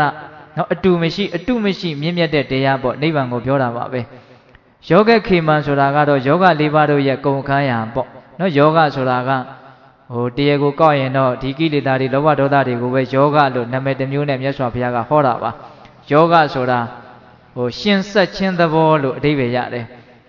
လောဘဒေါသမောဟဆိုတဲ့ယောဂတရားတွေဟာတတ္တဝါတွေကိုဒုက္ခတွေနဲ့မကွဲမကွာဖြစ်အောင်အမြဲတမ်းချီထားတယ်တုတ်ထားတယ်နှောင်ထားတယ်ရှင်ထားတယ်ဆက်ထားတယ်ခွဲခွာလို့မရဘူးဒုက္ခနဲ့တတ္တဝါကိုပူးကပ်ပြီးတော့ချီတုတ်ထားတဲ့သဘောချီတုတ်ထားနိုင်တဲ့အစွမ်းရှိတဲ့သဘောဒါကြောင့်ကိလေသာတို့သည်ယောဂလို့အမည်တစ်မျိုးရတယ်ပေါ့မန္တလေးစတော်ဘုရားကြီးကတော့ဒီယောဂဆိုတာကိုဘယ်လိုဥပမာပေးလဲဆိုတော့ပိဿပေါင်းသူတော်ကောင်းတို့ရန်ကုန်ကလူတွေဆိုတော့လှဲကလူတိုင်းစီးချင်မှစီးဘူးမယ်ဟုတ်လားလှဲမှာတဘိုးတုံးမှာတတ်ထားတဲ့နွားဟုတ်လားနွားနှကောင်ကိုတဘိုးတုံးမှာကလိုက်တယ်ခေါ်တာပေါ့လေဟုတ်လားတဘိုးကြီးနဲ့ဘွဲကျိုးနဲ့တက်ပြီးတော့ဓာတုကိုရှေ့ကိုသွားရင်လည်းပဲလှဲကြီးကဘာဖြစ်သွားမှာတော့ပါသွားမှာသူဒီကနေယုံထွက်လို့မရဘူးဒီနွားကလှဲနဲ့သူ့ကိုအမြဲတမ်းပူးချီပြီးတော့ခံထားရတယ် အဲ့ဒါမောင်းတဲ့နေရာကိုသူသွားရမှာပဲလှဲပေါ်မှာပါတဲ့လူကဟိုသွားဆိုသူဟိုသွားရမှာပဲသွားတဲ့နေရာတိုင်းမှာဒီလှဲကြီးကပါနေမှာပဲအဲ့ဒါလိုပဲဒကာဓမ္မတို့ဦးဇင်းတို့တွေလည်းပဲခန္ဓာကြီးဟူသောဝန်တုပ်ဝန်ပိုးလှဲကြီးကိုတည်ပြီးတော့သုံးသက်တဲ့ပုံမှာအနှံ့သွားနေရတာဘာဖြစ်လို့လဲဆိုတော့ဒီယောဂဆိုတဲ့ဒုက္ခနဲ့ကိုယ်နဲ့ကိုရှင်ဆက်ထားတဲ့သဘောချီတုပ်ထားတဲ့သဘောကိလေသာတွေကိုပြောတာပါပဲဟုတ်လားအဲ့ဒီသဘောတရားတွေရှိနေလို့ဒုက္ခနဲ့ကိုယ်နဲ့ဟာအမြဲတမ်းမကွာအောင်နေရတယ်ပေါ့ဒါကြောင့်မို့လို့မြတ်စွာဘုရားကယောဂခိမံယောဂ၄ပါးတို့ရဲ့ကုန်ခန်းရာဆိုတာနိဗ္ဗာန်ကိုပြောတာပါဟုတ်ရလားအေးပြောချင်တာကကိုယ့်ရဲ့အိုခြင်းသဘောတရားရှိတာကိုကောင်းကောင်းနားလေသဘောပေါက်ပြီးတော့အဲ့ဒီအိုခြင်းရဲ့အပြစ်ကိုမြင်ပြီးတော့အတုမရှိမျက်လှစွာသောယောဂ၄ပါးရဲ့ကုန်ခန်းရာဖြစ်သောကိလေသာတွေချုပ်ငြိမ်းရာဒုက္ခတွေချုပ်ငြိမ်းရာဖြစ်သောနိဗ္ဗာန်ဆိုတဲ့တရားကိုရှာတယ်တဲ့သူတော်ကောင်းအလုပ်ကိုလုပ်တယ်ပေါ့နိဗ္ဗာန်ရောက်ကြောင်းတရားကိုအားထုတ်တယ်ပေါ့နော်တူတူပြောရရင်တော့အဲ့ဒီနေရာမှာသူကအားထုတ်ခြင်းရဲ့အကြောင်းကံလေးကတော့နည်းနည်းကွဲပြားမယ်နဲ့တူတယ်နော်အိုခြင်းသဘောတရားကိုမြင်ပြီးတော့အဲ့ဒီအိုခြင်းရဲ့အပြစ်ကိုမြင်ပြီးတော့အိုခြင်းကလွတ်အောင်လုပ်မယ်ဆိုတဲ့ဒီအကြောင်းခန္ဓာလေးကတော့နည်းနည်းထူးခြားမှုမရှိဘူးလားရှိတယ်နော်လှုပ်တာကတော့နိဗ္ဗာန်ရောက်ကြောင်းတရားကိုလှုပ်တာပဲဟုတ်ရလားအေးအဲ့ဒါလိုမျိုးအိုလွတ်ရာကိုရှာတဲ့သဘောပေါ့နော်အဲ့ဒါပထမမြတ်သောရှာမိခြင်းနောက်ဟာတွေကိုကြာတော့ပိဿပေါင်းသူတော်ကောင်းတို့ရိပ်မိလောက်ပါပြီဟုတ်ရလားအကျဉ်းမြင်လေးတော့ပြောသွားမယ်နော်အာတနာစရာဓမ္မောတမနောစရာဓမ္မေအာရိနဝဝိဒိတဝါအစရာအနုတ္တရယောဂခေမနိဗ္ဗာနံပရိယေတတိကိုယ်တိုင်ကနာကျင်တတ်တဲ့သဘောတရားရှိတာကိုသိမြင်နားလည်ပြီးတော့ဒီနာကျင်တတ်တဲ့သဘောတရားရဲ့အပြစ်ကိုမြင်ပြီးတော့စရာကင်းရာနာကျင်ခြင်းကင်းရာအတုမရှိမြင့်မြတ်တဲ့ယောဂ၄ပါးတို့ရဲ့ကုန်ခန်းရာဖြစ်တဲ့နိဗ္ဗာန်ကိုရအောင်ရှာတယ်တဲ့ဒါဒုတိယမြတ်သောရှာမိခြင်းပေါ့ဟုတ်ရလားအေးနောက်ပြီးတော့အာတနာမရဏဓမ္မောတမနောမရဏဓမ္မေအာရိနဝံဝိဒိတဝါအမရဏနုတ္တရယောဂခေမနိဗ္ဗာနံပရိယေတတိကိုယ်တိုင်ကသေဆုံးတတ်တဲ့သဘောပျက်စီးတတ်တဲ့သဘောတရားရှိတာကိုကောင်းကောင်းနားလေသဘောပေါက်ပြီးတော့အဲ့ဒီသေဆုံးတတ်သောပျက်စီးတတ်သောသဘောရဲ့အပြစ်ကိုမြင်ပြီးတော့သေခြင်းကင်းရာနိဗ္ဗာန်ဆိုတဲ့တရားဓုတရားမြတ်ကိုရအောင်သူရှာမယ်တဲ့အဲ့ဒါမြတ်သောရှာဖွေခြင်းပါတဲ့သုံးမျိုးရှိပြီနော်နောက်တစ်မျိုးကအတ္တနာတံကိလေသာဓမ္မောတမနောတံကိလေသာဓမ္မေအာရိနဝဝိဒိတဝါအတံကိလေထံအနုတ္တရယောဂခေမနိဗ္ဗာနံပရိယေတတိကိုယ်တိုင်ကညင်နွမ်းတတ်တဲ့သဘောတရားရှိတယ်ဒါလေးတော့နည်းနည်းပြောတရားရှိတယ်နော်ညင်နွမ်းရတယ်ဆိုတာကကောင်းတာမဟုတ်ဘူးနော်ညင်နွမ်းတတ်တဲ့သဘောပူလောင်တတ်တဲ့သဘောကိလေသာတွေရှိတယ်ဆိုတာကကောင်းတဲ့သဘောမရှိဘူးသူ့မှာအပြစ်တွေအများကြီးရှိတယ်အဲ့ဒီအပြစ်ကိုမြင်အောင်ကြည့်ပြီးတော့ဒီအပြစ်တွေကလွတ်အောင်ငါကြိုးစားမယ်ဆိုတဲ့စိတ်ဓာတ်မျိုးဖြင့်နိဗ္ဗာန်ရောက်ကြောင်းတရားကိုအားထုတ်တယ်ပေါ့အဲ့တော့ဒီတန်ကိလေသာဆိုတဲ့ညင်နွမ်းတတ်တဲ့သဘောတရားတွေကိလေသာတို့ရဲ့အပြစ်တွေဆိုတာကပြောရင်ကုန်နိုင်ပေါ်ရမရှိဘူးဟုတ်ရဲ့လားလောလောဆယ်မှာလဲသူတို့ဖြစ်ရင်သူတို့ဖြစ်နေတဲ့အခိုက်အတန့်မှာကိုပဲစိတ်နှလုံးဟာပူပန်ရတယ်ဆင်းရဲရတယ်နောက်ကြည့်ရတယ်ရှုပ်ထွေးရတယ်မသက်မသာဖြစ်ရတယ်သူတို့ဖြစ်တဲ့အတိုင်းအတာပမာဏများရင်များသလောက်ကြီးရင်ကြီးသလောက်ငိုကြွေးရတဲ့အဆင့်ပူလောင်ရတဲ့အဆင့်လူလိမ်ရတဲ့အဆင့်ထိကိုရောက်နိုင်တယ်ဒီကိလေသာတွေကဟုတ်ရဲ့လားအေးအဲ့ဒီကိလေသာတို့ကြောင့်ဖြစ်ပေါ်လာတဲ့အပြောတွေအလုပ်တွေဆိုတာကလည်းတန်ရှင်းမှုဆိုတာဖြစ်နိုင်မလားမဖြစ်နိုင်ဘူးလောဘဒေါသကြောင့်ဖြစ်ပေါ်လာတဲ့အပြောလောဘဒေါသကြောင့်ဖြစ်ပေါ်လာတဲ့အလုပ်ဟာကောင်းသောအလုပ်ကောင်းသောအပြောဖြစ်နိုင်မလားအေးအဲ့လိုကောင်းသောအလုပ်ကောင်းသောကံဆိုတာမဖြစ်နိုင်ဘူးဆိုရင်ကောင်းသောအကျိုးပေးကိုရနိုင်မလားမရနိုင်ဘူးဒါကြောင့်ဒီကိလေသာတို့ရဲ့အပြစ်ကိုမြင်ပြီးတော့ဒီကိလေသာကင်းရာနိဗ္ဗာန်ကိုငါရအောင်အထုတ်မယ်ဆိုလို့ရှိရင်ဒါဟာဘာလို့မြတ်သောရှာဖွေခြင်းပါတဲ့မြတ်သောရှာဖွေခြင်းဘယ်နှမျိုးလဲ၄မျိုးဟုတ်ရဲ့လားမြတ်သောရှာဖွေခြင်း၄မျိုးအဲ့တော့ဘိဓပေါင်းသူတော်ကောင်းတို့အိုခြင်းနာခြင်းသေခြင်းညှဉ်းနှွမ်းခြင်းသဘောတရားတွေရဲ့အပြစ်ကိုမြင်ပြီးတော့အိုခြင်းနာခြင်းသေခြင်းညှဉ်းနှွမ်းခြင်းကင်းရာနိဗ္ဗာန်ကိုရအောင်ဆိုပြီးတော့နိဗ္ဗာန်ရောက်ကြောင်းတရားကိုကြိုးစားအထုတ်တယ်အဲ့ဒါဒီပင်လျင်ဒါမြတ်သောရှာဖွေခြင်းပါတဲ့ဟုတ်ရဲ့လားအဲ့တော့ဘိဓပေါင်းသူတော်ကောင်းတို့မြတ်သောရှာဖွေခြင်းဆိုတာကိုဖြစ်ဖို့အတွက်ဒီတရား၄ပါးကိုကောင်းကောင်းနားလည်ပြီးတော့ဒါတွေရဲ့အပြစ်ကိုမြင်တတ်ဖို့မလိုဘူးလားလိုတယ်ဒါတွေဒီပင်လျင်ဒါတွေကလွတ်အောင်လုပ်တဲ့နေရာမှာအကောင်းဆုံးတွန်းအားဖြစ်လိမ့်မယ်လို့ထင်တယ်သဘောပေါက်လားဦးဇင်းခုပြောတာကိုသဘောပေါက်လားမသိဘူးဆိုပါစို့တိဋ္ဌထမင်းသားကဖရာအဖြစ်ကိုရောက်အောင်ဖ ဖယားအဖြစ်ကိုရအောင်ဉာဏ်တူးကြီးကိုရှာခဲ့တာဟာဘယ်သူကတွန်းအားပေးလိုက်တာလဲအိုခြင်းနာခြင်းသေခြင်းကပဲတွန်းအားပေးလိုက်တာတရားဓမ္မတို့ဦးဇင်းတို့အမြဲတွေ့နေတဲ့တရားပါပဲဟုတ်ရလားဟိုတရားကြီးကတော့လမ်းရိုးကြီးပါပဲအင်မတန်ရိုးပါတယ်ဟုတ်ရလားရိုးသလောက်လည်းအင်မတန်ကောင်းတဲ့တရားပါနော်ဒါကြောင့်မြတ်စွာဘုရားဟိုဘယ်သူတော်ကောင်းမျိုးမဆိုဒီခန္ဓာရဲ့အပြစ်ကိုမြင်ပြီးတော့ဒီဆင်းရဲတဲ့ခန္ဓာကပဲလွတ်အောင်ယုံသွားတာဟုတ်ရလားအဲ့တော့ဒါသည်ပင်လျင်ကုံချမ်းဆိုတဲ့သဘောမျိုးလို့ကလေးတွေနားလည်အောင်ပြောရရင်ပြောလို့မရဘူးလားရတယ်အဲ့ဒီတော့ဥခြင်းနာခြင်းသေခြင်းညင်နှွမ်းခြင်းကလွတ်ချင်ခြင်းဥခြင်းနာခြင်းသေခြင်းညင်နှွမ်းခြင်းရဲ့အကြောင်းကိုကောင်းကောင်းသိဖို့လိုပဲဟုတ်လားကောင်းကောင်းသိတယ်ဆိုတာကဟိုအမှန်တိုင်းသိဖို့ပါပဲဥရနာတဲ့သိတယ်ဆိုတာကောင်းတာမဟုတ်ဘူးတရားဓမ္မတို့ဥခြင်းတို့ဒါလူတိုင်းသိတယ်သို့တော်ခက်တာကဒါကိုသတိမရတာကခက်နေတယ်သတိရတာနဲ့ဒါမကောင်းဘူးဆိုတဲ့အဖြေကတော့ထွက်ပါတယ်လူတိုင်းမှာဟုတ်ရလားညင်နှွမ်းတယ်ဆိုတာလည်းမကောင်းဘူးသေတယ်ဆိုတာလည်းအင်မတန်ကြောက်စရာကောင်းပါတယ်ဟုတ်ရလားသို့တော်ဘာကပြဿနာဖြစ်နေတော့သူတို့ကိုခေါင်းထဲမထည့်နိုင်ဘူးဒီအချက်လက်ကိုခေါင်းထဲကိုမသွင်းနိုင်ဘူးဒီဟာကပြဿနာဖြစ်နေတယ်တကယ်လို့သာကိုယ့်ရဲ့ခေါင်းထဲကိုယ့်ရဲ့စိတ်ထဲကိုယ့်ရဲ့ဉာဏ်ထဲကိုဥခြင်းနာခြင်းသေခြင်းရဲ့အကြောင်းအရာကိုထည့်နိုင်မယ်ဆိုလို့ရှိရင်အင်မတန်မြင့်မြတ်တဲ့စိတ်သက်သဘောတရားတွေဟာဖြစ်ကိုဖြစ်တယ်ဟုတ်ရလားဒါကြောင့်ဒီဥခြင်းနာခြင်းသေခြင်းဆိုတဲ့တရားတွေကိုမြတ်စွာဘုရားကဒေဝဒုတလို့ဟောဟာတာတစ်မျိုးနဲ့တောင်ဟောတယ်ကြားဖို့မှာပါဒီသုတ်တန်တွေကိုဒေဝဒုတတဲ့ဒေဝဆိုတာကနတ်ဒုတဆိုတာကတမန်ပဲနတ်တမန်ပဲဆိုလိုတာကနတ်ပြည်ကိုရောက်အောင်သူတို့ဟာအများကြီးတွန်းအားပေးနိုင်တယ်ကောင်းတာတွေမြင့်မြတ်တာတွေစင်ကြယ်တာတွေဖြစ်အောင်သူတို့ဟာအများကြီးတွန်းအားပေးနိုင်တယ်သူတို့ကိုမမေ့ဖို့တော့လိုတာပေါ့နော်သူတို့ကိုကြိမ်ဖန်များစွာစဉ်းစားမယ်ကြိမ်ဖန်များစွာဂရုစိုက်မယ်ကြိမ်ဖန်များစွာနှလုံးသွင်းမယ်ဆိုရင်အဲ့ဓာတွေကိုနှလုံးသွင်းခြင်းကြောင့်ဖြစ်ပေါ်လာတဲ့အသိဉာဏ်ဒီအံ့ဩစရာကောင်းလောက်အောင်မြင့်မြတ်လိမ့်မယ်စင်ကြယ်လိမ့်မယ်နောက်ဆုံးအဲ့ဒီမကောင်းတဲ့တရားတွေကပဲအဲ့ဒီအသိဉာဏ်ကထုတ်ဆောင်သွားလိမ့်မယ်ဒါကြောင့်ဒီအိုခြင်းနာခြင်းသေခြင်းဆိုတဲ့တရားတွေကိုတန်ဖိုးထားဖို့မလိုဘူးလားတန်ဖိုးထားဖို့ဆိုတာကသူတို့မှာတန်ဖိုးရှိလို့တန်ဖိုးထားရမှာလို့ဆိုလိုတာမဟုတ်ဘူးနော်သူတို့ကိုအကြောင်းပြုပြီးတော့သူတို့ကိုစဉ်းစားလိုက်ရင်မြင့်မြတ်တဲ့အသိဉာဏ်တွေနောက်ဆုံးအဲ့ဒီမကောင်းတဲ့အဲ့ဒီအရာတွေကပါလွတ်သွားနိုင်တဲ့အနေအထားမျိုးမှာရှိလို့တန်ဖိုးထားရမယ်ဆိုတာကိုပြောပြတာဒါကြောင့်မြတ်စွာဘုရားကဒေဝဒုဒလို့ဟောတာပေါ့ဟုတ်ရလားအဲ့ဒီမှာမြတ်စွာဘုရားဟောထားတဲ့ဂါထာလေးတစ်ပုဒ်ဆိုစိတ်ဝင်စားစရာတော်တော်ကောင်းတယ်ဟုတ်ရလားသောတိတာဒေဝဒုတေဟိယေပမေဇန္တိမာနဝါတေဒီကရတသောဇန္တိဟိနကာယုဝကနရာတဲ့ဒီဂါထာလေးတော်တော်လေးသတိထားစရာကောင်းတယ်အဓိပ္ပာယ်လည်းတော်တော်ကောင်းတယ်ဘာပြောလဲဆိုတော့ဒေဝဒုတေဟိအိုခြင်းနာခြင်းသေခြင်းဆိုတဲ့နတ်တမန်တွေက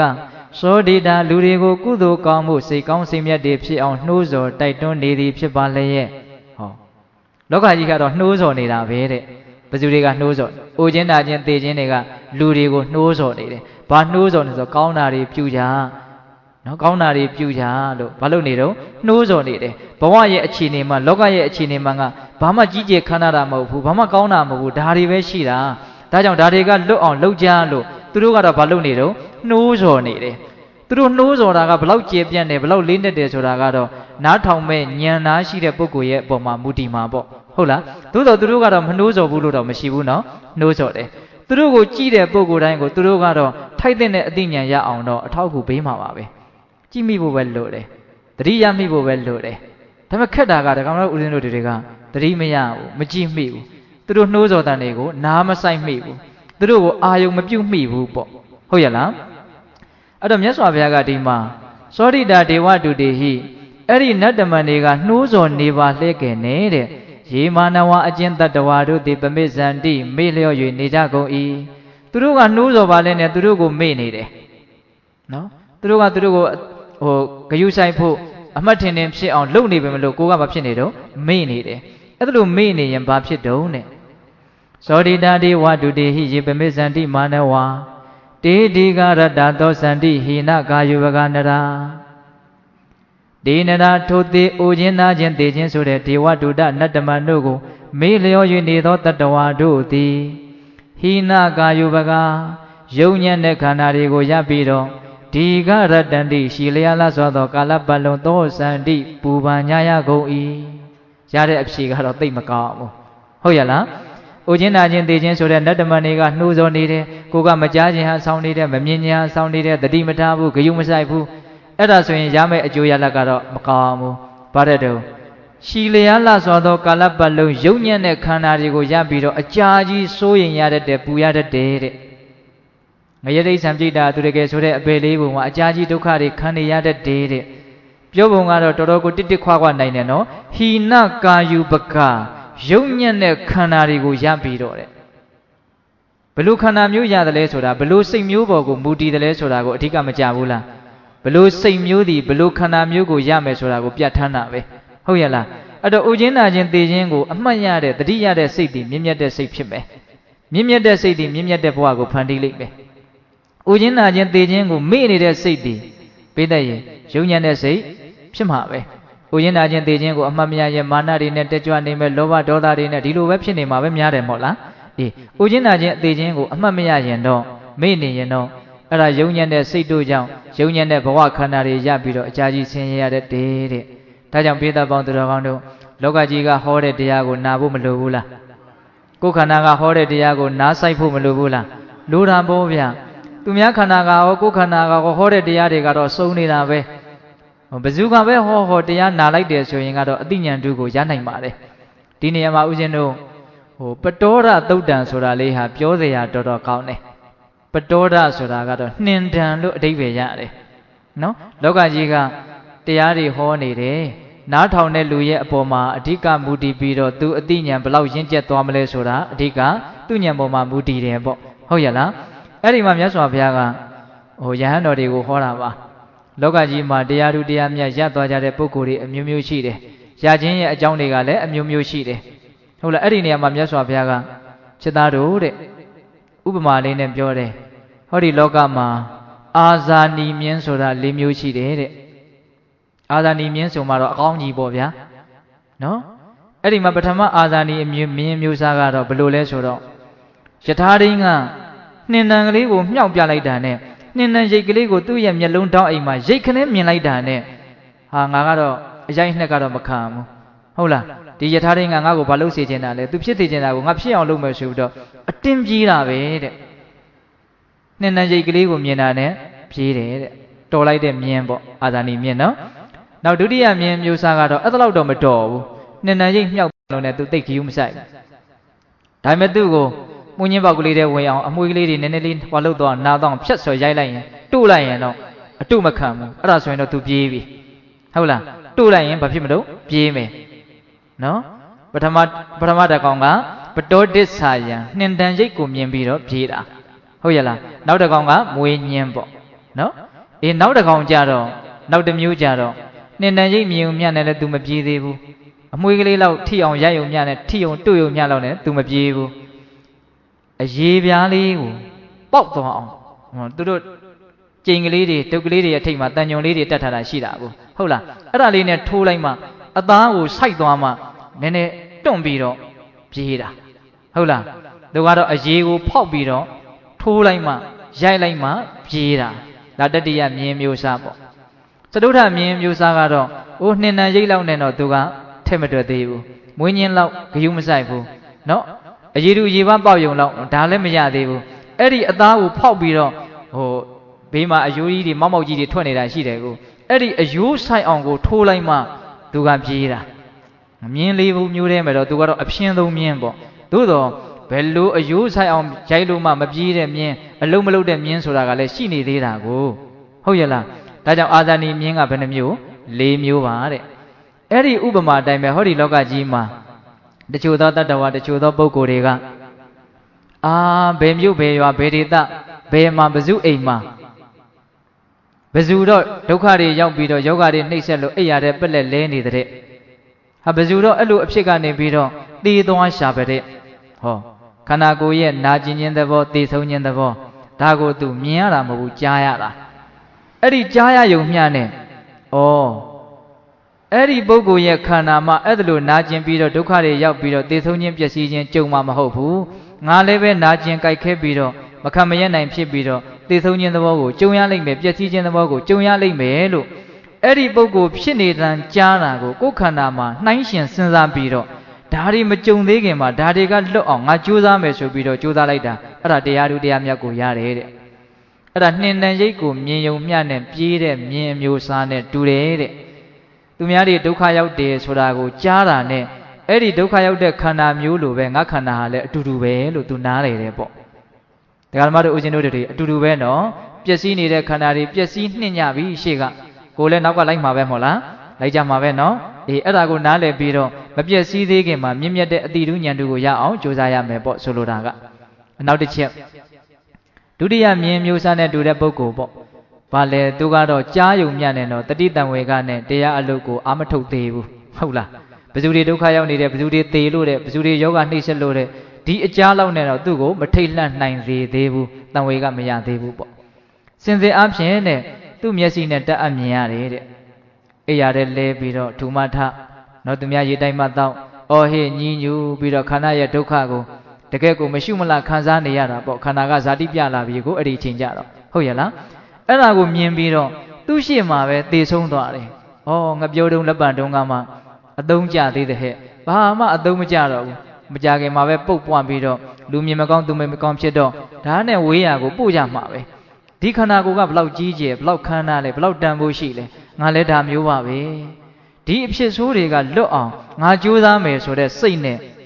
မြင်တာကိုအကြောင်းပြုပြီးတော့ကြိုးစားသွားတာအဲ့ဒါတရားဓုကိုရတယ်တဲ့အဲ့ဒါကဒုတိယအာဇာနည်မြင်မျိုးစားနဲ့တူတဲ့ပုဂ္ဂိုလ်ပေါ့သူလည်းအာဇာနည်တဲ့ပါတယ်နော်ဟုတ်ရဲ့လားပထမကမြင်လို့ဒုတိယကကြားလို့နောက်တစ်ယောက်ကြတော့အဲ့ဒါလို့မဟုတ်မြင်ယုံမျှနဲ့ကြားယုံမျှနဲ့တတိတံဝေကကိုသူဖြစ်အောင်မစွမ်းနိုင်ဘူးစင်စစ်အားဖြင့်သူ့ရဲ့အမျိုးအဆွေတဲ့သူ့ဆွေမျိုးတဲ့သူ့အိမ်ဟုတ်လားသူ့မိသားစုအဲ့ဒီမှာပျက်စီးမှုကြုံလာတယ်ဒါကိုမြင်နေရတယ်နော်ကိုသွေးကိုသားဆိုမှတော့ပိဋကရေဒဇိန်ပုဂ္ဂိုလ်တွေတေဆုံးတာနဲ့တူမလားမတူဘူးအများကြီးထိခိုက်မှုရှိတယ်အများကြီးအသိဉာဏ်ကိုလည်းဖြစ်စေနိုင်တယ်တတိတံဝေကကိုလည်းဟုတ်ရဲ့လားအေးအဲ့ဒါလို့ကိုသွေးကိုသားကိုအိမ်ကိုရမှာပဲအဲ့ဒါလို့ဒုက္ခရောက်တာပျက်စီးဆုံးရှုံးတာကိုတွေ့တော့မှအရေးကြီးတယ်ဒါငါလွတ်အောင်လုပ်မှပဲဆိုပြီးတော့အဲ့ဒီကြမှာသူကြိုးစားတယ်သူလည်းပဲတရားဓုကိုရတယ်တဲ့အဲ့ဒါတတိယအာဇာနည်မြင်အမျိုးစားနဲ့တူတဲ့သူတော်ကောင်းပေါ့ဟုတ်ရဲ့လားနောက်တတိယနောက်စတုထကြားယုံမျှနဲ့လည်းသူမတုံသေးဘူးမြင်ယုံမျှဘယ်လိုမှမနေသေးဘူးဟုတ်ရဲ့လားအေးကိုယ်ဆွေကိုမျိုးတဲ့ဖြစ်တာလည်းပဲသူတတိတံဝေကပြင်းပြင်းထန်ထန်မရသေးဘူး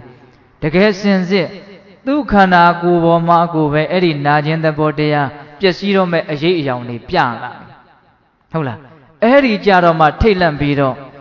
အသေးမဦးသေးခင်ရတဲ့အချိန်ကလေးကိုလုပြီးတော့သူကြိုးစားတယ်ပေါ့တချို့ကြတော့လည်းပဲအချိန်မီခြင်းမှမိမယ်နော်ဒီကိစ္စကဟုတ်ရဲ့လားတချို့ကြတော့လည်းပဲဒါမသေးဆုံးခင်မှာပဲမြင့်မြတ်တဲ့တရားဓုအသိဉာဏ်ကိုသူရသွားတယ်ပေါ့ဟုတ်လားသူကတော့တော်တော်အန္တရာယ်ကြီးတယ်အယိုးထိုးအောင်ပြေးမှအယိုးထိုးအောင်ခိုင်းမှပြေးတဲ့မြင်မျိုးပေါ့ကိုယ်ခန္ဓာကိုယ်ကြီးမှာဖြစ်လာမှပဲသူကတတိတံဝေကရတာပေါ့ဒါလည်းပဲအာဇာနည်တဲ့ကိုပါသေးတယ်ဟုတ်ရဲ့လားသူလည်းတရားဓုတရားမြတ်ရအောင်လှုပ်သွားနိုင်တယ်ပေါ့ခက်တာကကိုယ်ဖြစ်တာကိုပဲအမြဲတမ်းတတိမထားနိုင်ပဲနဲ့ဖြစ်တုံးပဲတုံတုံလှုပ်လှုပ်နဲ့ပျောက်သွားပြီဆိုတော့မေ့သွားပြန်တာပဲဟင်တခါကြီးဒီမိုင်းမြတ်ဟောဒကာဓမ္မတို့ဦးဇင်းတို့ရဲ့တတိတံဝေကတော်တော်ကိုမခိုင်မြဲတဲ့သဘောရှိတယ်လို့ထင်ရတယ်နော်ဟုတ်ရဲ့လားအေးသူများဖြစ်နေတာတော့ကတော့တိတ်ပြီးတော့မဖြုံသေးဘူးဟုတ်လားကိုယ်တိုင်ဖြစ်တာကိုတောင်မှပျောက်တဲ့အချိန်ကျတော့မေ့သွားပြန်ရောဟုတ်ရဲ့လားဒါကြောင့်မြတ်စွာဘုရားကကိုယ်တိုင်ဖြစ်တဲ့အခါကိုယ်တိုင်ခံစားရတဲ့အခါဒါကိုကောင်းကောင်းနားလည်သဘောပေါက်ပြီးတော့ဖြစ်ပေါ်လာတဲ့တတိတံဝေကကိုထိမ့်သိမ်းပြီးတော့ဒီတတိတံဝေကရဲ့တွန်းအားနဲ့မြင့်မြတ်တဲ့လမ်းစဉ်ကိုလိုက်ဖို့အသိဉာဏ်တူကိုရအောင်ရှာဖို့မြတ်စွာဘုရားကတိုက်တွန်းတာပါဟုတ်ရဲ့လားဒါကြောင့်ပိဿပေါင်းသူတော်ကောင်းတို့သူကိုပစုခန္ဓာမျိုးကိုမဆိုနော်ဒေဝဒုဒဆိုတဲ့အတိုင်းတရားတွေကတော့ပြနေတာပဲကိုကမမြင်တာကခက်တယ်တရားတွေကတော့ပြောနေတာပဲကိုကနားမဆိုင်တာကခက်တယ်ဟုတ်ရဲ့လားဒါကြောင့်ဒီအိုခြင်းနာခြင်းသိခြင်းဆိုတဲ့အင်မတန်ရိုးစင်းတဲ့တရားတွေအင်မတန်ကြီးမားတဲ့စွမ်းအင်ကိုဖြစ်စေနိုင်တယ်ဆိုတာကိုတော့ယုံကြည်ထားရမယ်လက်တွေ့စမ်းကြည့်သောအဖြစ်လည်းပဲယုံကြည်ချက်ကိုမြင့်နိုင်ရမယ်စမ်းကြည့်လို့မရဘူးလားရတယ်အေးဆေးစိတ်ပါလက်ပါစဉ်းစားကြည့်ပါကျင့်ဖန်များစွာစဉ်းစားကြည့်ပါအထူးသဖြင့်သိခြင်းတရားကိုစဉ်းစားကြည့်ပါလောကကြီးသည်အချီးနှီးပဲဘာတန်ဖိုးမှမရှိဘူးဆိုတာကိုကောင်းကောင်းသဘောပေါက်လိမ့်မယ်ဟုတ်ရဲ့လားလောကကြီးသည်အချီးနှီးပဲပြီးတော့လည်းပြီးသွားတာပဲနော်မ သေးခင်ပဲအရေးကြီးပြီးတော့ပြောဆိုပြီးတော့နေကြတာပဲဟုတ်လား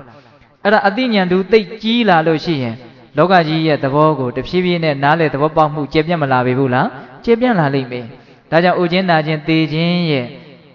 ့သူတို့ကိုစဉ်းစားခြင်းကြောင့်ဖြစ်ပေါ်လာတဲ့အသိဉာဏ်ရဲ့စွမ်းအင်ဆိုတာအင်မတန်မြင့်မြတ်တဲ့သဘောလေးနက်တဲ့သဘောရှိတယ်နော်ဒါကြောင့်ပေတပေါင်းသူတော်ကောင်းတို့မြတ်သောရှာဖွေခြင်းဆိုတာကိုဖြစ်ရလေအောင်ဒီဥခြင်းနာခြင်းသေခြင်းညှဉ်းနှွမ်းတတ်တဲ့သဘောတရားတွေအကြောင်းကိုကောင်းကောင်းနားလည်ထားဖို့မလိုဘူးလားလိုတယ်စဉ်းစားဖို့မလိုဘူးလားလိုတယ်ဒီတော့မြတ်စွာဘုရားကမြတ်သောရှာဖွေခြင်းဆိုတာဥခြင်းနာခြင်းသေခြင်းညှဉ်းနှွမ်းခြင်းဒီသဘောတရားတွေရဲ့အပြစ်ကိုမြင်ပြီးတော့ဒါတွေကလွတ်မြောက်အောင်ကြိုးစားမယ်ဆိုတဲ့စိတ်နဲ့နိဗ္ဗာန်ကိုရှာလိုက်တယ်ပေါ့ဟုတ်လားအဲ့ဒါဒီမြတ်သောရှာဖွေခြင်း၄မျိုးပါတဲ့ဟုတ်ရဲ့လားဒါကြောင့်ပေတပေါင်းသူတော်ကောင်းတို့မမြတ်သောရှာဖွေခြင်းကဘယ်နှမျိုးလဲ၄မျိုးဥခြင်းနာခြင်းသေခြင်းညှဉ်းနှွမ်းခြင်းရှိပါလှဲ့ခင်နဲ့ဥတတ်သောနာတတ်သောညှဉ်းနှွမ်းတတ်သောသေတတ်သောညှဉ်းနှွမ်းတတ်သောသဘောတရားမျိုးတွေကိုသာထပ်ပြီးတော့ရှာထားတယ်ဒါမျက်မြင်ရလဲဒီတိုင်းပဲတနည်းအားဖြင့်ဦးဇင်းတို့ကြည်ကြဲပြန့်ပြန့်ပြောလိုက်တယ်နော်အကုသိုလ်ကံတွေကိုပြုရင်တော့ယုံညံ့တဲ့ဘဝတွေရပြီးတော့မမြတ်သောရှာဖွေခြင်းတစ်မျိုးဖြစ်ပြန်တယ်ဟုတ်ရဲ့လားနိဗ္ဗာန်ကိုရည်ရွယ်ခြင်းမထားနိုင်မင်းနဲ့တန်တရားဝုကလွတ်အောင်ယုံမယ်ဆိုတဲ့စိတ်မပါဘဲနဲ့ကုသိုလ်မျိုးစုံပြုတော့ပြုပါရဲ့သူလည်းပဲမမြတ်သောရှာဖွေခြင်းတွေကိုပါရတယ်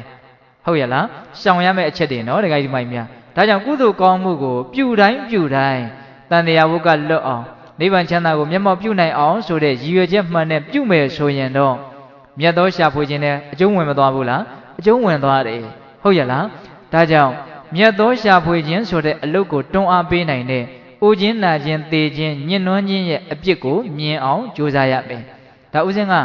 တရားကိုအသေးစိတ်ဟောတာမဟုတ်ဘူးနော်ဥခြင်းနာခြင်းသေခြင်းညှဉ်းနှွမ်းခြင်းရဲ့အပြစ်ကိုမြင်အောင်ကြည့်ပါဟုတ်ရဲ့လားအထူးသဖြင့်ညှဉ်းနှွမ်းခြင်းရဲ့အပြစ်ကိုလည်းမြင်အောင်ကြည့်တတ်ဖို့လိုမယ်နော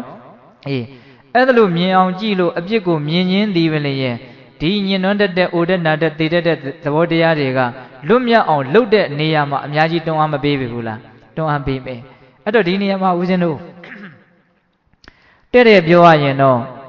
့ဥခြင်းနာခြင်းသေခြင်းညှဉ်းနှွမ်းခြင်းကလွတ်မြောက်အောင်လုပ်တယ်ဆိုတဲ့အလုပ်ဟာမဲခင်၈ပါးကိုပွားများတဲ့အလုပ်ကိုဦးဇင်းတို့ဓာရိုက်တဲ့ပြောရလိမ့်မယ်ဟုတ်ရဲ့လားတတိပဋ္ဌာန်၄ပါးကိုပွားများခြင်းမဲခင်၈ပါးကိုပွားများခြင်းဒီအလုပ်ကိုလုပ်ခြင်းဒီပင်လင်အဲ့ဒါမြတ်သောရှာဖွေခြင်းမြတ်သောရှာမိခြင်းလို့ပြောရမှာပါဟုတ်ရဲ့လာ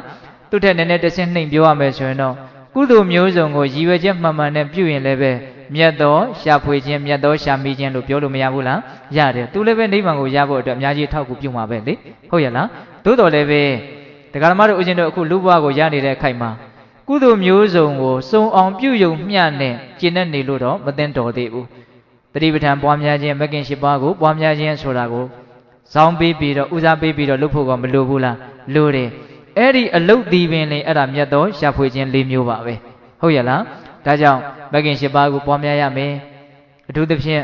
တမ္မာဒိဋ္ဌိရဲ့သဘောတရားကိုကောင်းကောင်းနားလည်ပြီးတော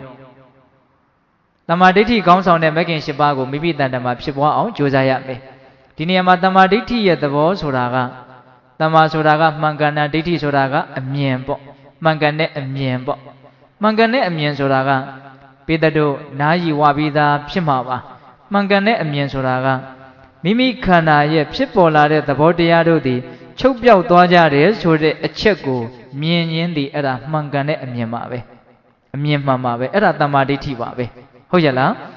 မမြဲတည်တာလည်းဖြစ်သောယုတ်တရားကိုမမြဲဘူးလို့သိရင်တမ္မာဒိဋ္ဌိလို့ဘုရားမဟောဘူးလားနာယုတ်ပါဠိတော်မှာဟောထားရှိရနော်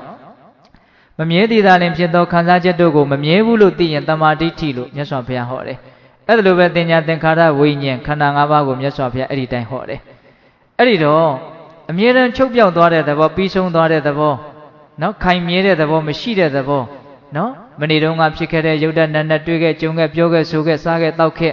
့ခံစားခဲ့ဝမ်းသာခဲ့ဝမ်းနည်းခဲ့အမျိုးမျိုးဖုံဖုံစိုးနေအောင်တွေ့ခဲ့ကြုံခဲ့ဖြစ်ခဲ့တဲ့ယုတ်တဏ္ဍတွေဒီကနေ့ပါရှိသေးတော့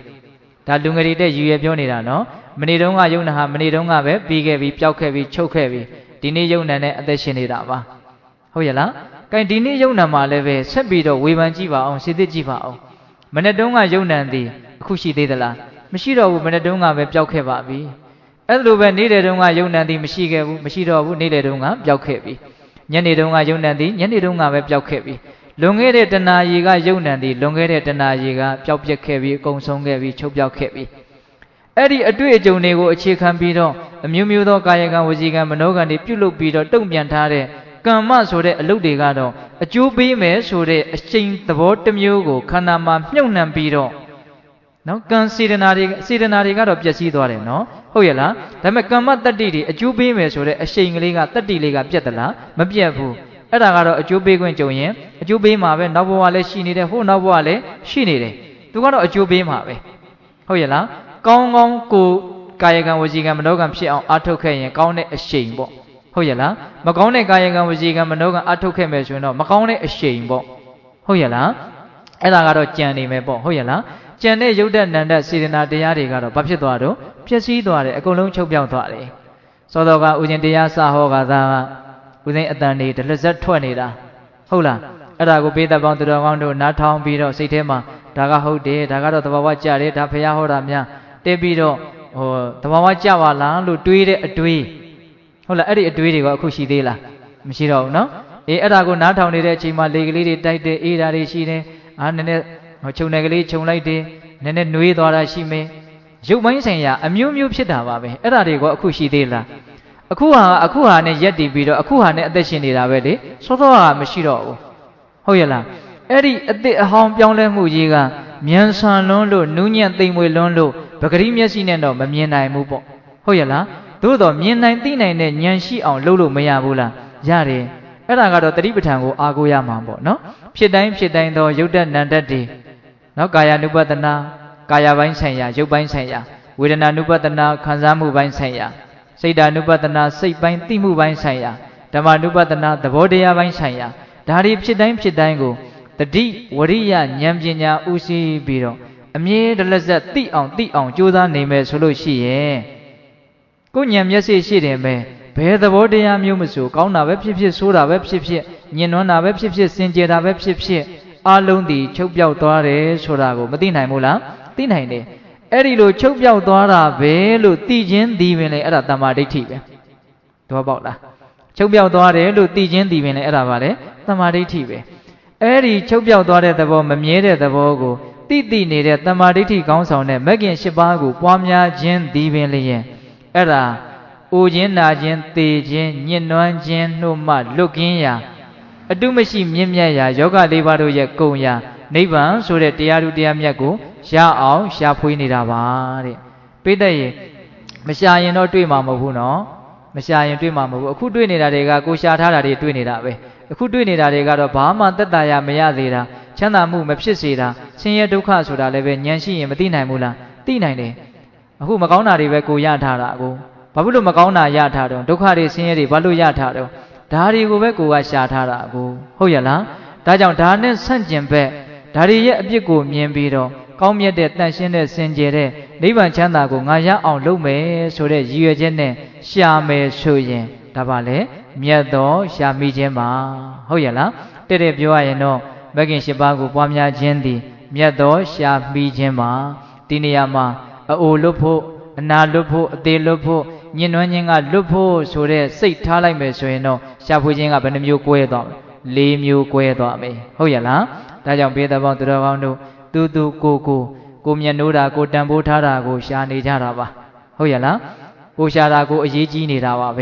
ဲနော်အရေးကြီးရှာတဲ့နေရာမှာတောင်မှဒါကနည်းနည်းအရေးကြီးတယ်ဒါကတော့ပူပြီးတော့အရေးကြီးတယ်ဟာဒါကတော့မလို့ရင်မရှိဘူးတအားအရေးကြီးတယ်ဆိုပြီးတော့အရေးကြီးတဲ့အတိုင်းအတာတွေကိုမကွာဘူးလားကွာတယ်နော်ဘာကြောင့်အရေးကြီးတဲ့အတိုင်းအတာတွေကွာသွားတာတော့တန်ဖိုးထားတာတွေနည်းနည်းကွာသွားတာဒါကဘိုးတန်ဖိုးရှိတယ်ဆိုရင်ပို့ပြီးတော့အရေးကြီးသွားတာပါပဲဟုတ်လားအေးအဲ့ဒါလိုပဲကိုတန်ဖိုးထားတာကိုအရေးကြီးကြတာလောကကြီးကနော်အဲ့တော့ကိုအရေးကြီးနေတာကိုကြည်သောအဖြစ်ငါဒါကိုတော်တော်တန်ဖိုးထားနေပြီဆိုတာကိုသိနိုင်တယ်ဒီလိုသိတန်ဖိုးမထားပါဘူးဆိုရင်အရေးကြီးတယ်ဆိုတာပဲရှိမလဲဟုတ်ရဲ့လားအရေးကြီးနေတာကိုထောက်သောအဖြစ်ဒါကိုသူတန်ဖိုးထားနေတယ်ဆိုတာကတော့သိကြတယ်ဟောသူတော်ကောင်းကြီးတွေကြတော့နိဗ္ဗာန်ကိုပဲတန်ဖိုးထားတဲ့အတွက်ကြောင့်သူတော်ကောင်းတရားကိုပဲတန်ဖိုးထားတဲ့အတွက်ကြောင့်သူတို့ကသူတော်ကောင်းတရားရဖို့ပဲသူတို့ဘဝမှာအရေးကြီးဆုံးပဲကျန်တာသူတို့ဘဝမှာဘာမှအရေးမကြီးဘူးတရားဓမ္မတို့ဦးဇင်းတို့နဲ့သူတော်ကောင်းတို့ရဲ့ကွာခြားချက်ကိုဒါပြောပြတာပါဟုတ်ရဲ့လားကိုကအဲ့ဒါလို့သူတော်ကောင်းတရားကိုအရေးအကြီးဆုံးလို့ကိုယ့်ဘဝမှာမထားနိုင်သေးဘူး ဘာလို့လို့မထားနိုင်တာလဲဆိုတော့အဲ့ဒါဒီသာနဲ့တန်ဖိုးအရှိဆုံးဆိုတဲ့အတိကမရှင်းသေးဘူးဒီပညာတွေကိုပဲကိုကတန်ဖိုးထားနေတာဘူးတန်ဖိုးရှိတဲ့ထင်းနေတာဘူးဟုတ်ရဲ့လားအဲ့တော့ကိုယ့်ရဲ့ဉာဏ်ကကိုယ့်ကိုကောင်းကောင်းမသင်ကြားပေးနိုင်ဘူးကိုယ့်ကိုကောင်းကောင်းရှင်းအောင်လင်းအောင်လုပ်မပေးနိုင်သေးဘူးဟုတ်လားအဲ့ဒီတော့ဘာဖြစ်တုံဆိုတော့တန်ဖိုးမရှိတဲ့အရာတွေကိုပဲတန်ဖိုးရှိတယ်လို့ထင်ပြီးတော့တန်ဖိုးတွေထားနေတာပေါ့တန်ဖိုးထားပြီးတော့အဲ့ဒါတွေကိုပဲအရေးတကြီးအတင်းကြိုးစားနေတာပေါ့ကြိုးစားပြီးတော့ရှာတော့မရဘူးတော့မဟုတ်ပါဘူးရပါတယ်ရပြီးတော့မှမကောင်းမှန်းသိရတာဟုတ်ရဲ့လားအဲ့ဒီတော့ပိဿပေါင်းသူတော်ကောင်းတို့ရှာတယ်ဆိုတာကလည်းပဲကိုယ်စိတ်ထဲတန်ဖိုးရှိတယ်လို့ထင်တာကိုရှာတာပါဆိုတာလည်းအရေးကြီးတဲ့စကားလို့ဥစဉ်ထင်ပါတယ်ဟုတ်လားအဲ့တော့တန်ဖိုးရှိတယ်လို့ထင်တိုင်းလဲတန်ဖိုးရှိတာတော့ဟုတ်မယ်လို့တော့မထင်နဲ့နော်တန်ဖိုးမရှိတာကိုလည်းရှိတယ်လို့ထင်ရင်ထင်တတ်တယ်တန်ဖိုးမရှိတာကိုလည်းမရှိဘူးလို့ထင်ရင်ထင်တတ်တယ်မရှိတာကိုလည်းရှိတယ်လို့ထင်ရင်ထင်တတ်တယ်ပုထုသင်ရဲ့သဘောတဘာဝဆိုတာကအဲ့လိုကမောက်ကမနိုင်တဲ့သဘောလည်းရှိနေတတ်သေးတယ်ဟုတ်ရဲ့လားဒါကြောင့်မြတ်စွာဘုရားရဲ့အဆုံးအမတရားဒေသနာတွေများများနာယူကြည်ညိုလိုက်စားပြီးတော့ဘာကတန်ဖိုးရှိတယ်ဘာကတန်ဖိုးမရှိဘူးကိုယ်ပိုင်ဉာဏ်လေးလည်းအသုံးချပြီးတော့တန်ဖိုးအကြီးအသေးတန်ဖိုးအနည်းအများကိုလည်းပဲရွေးချယ်ပြီးတော့နားလည်ဖို့မလိုဘူးလား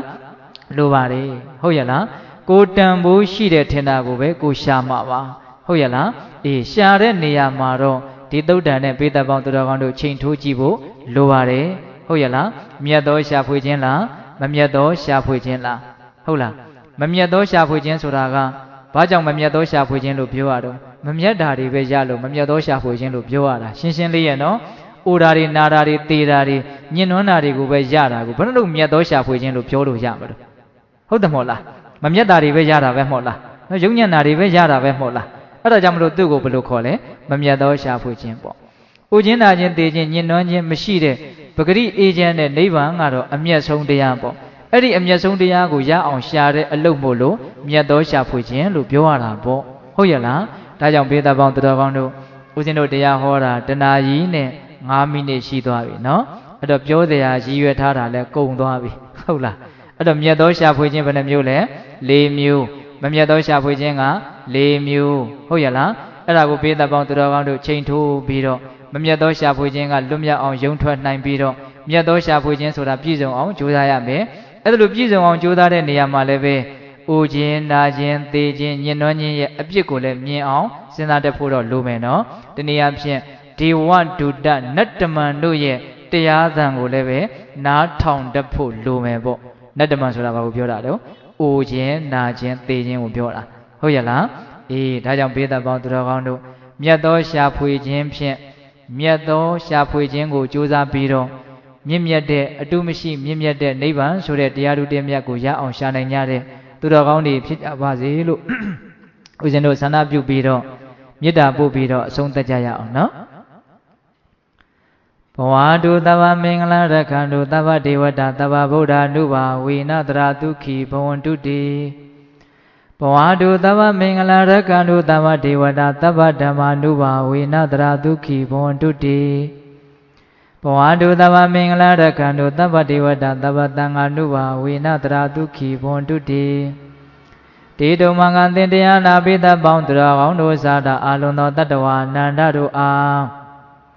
သဗ္ဗမင်္ဂလာလောကီလောကုတ္တရာကောင်းဆိုသမျှမင်္ဂလာဝဝတိဘဝတုကောင်းစွာမသွေဖြစ်တော်မူကြပါစေတည်း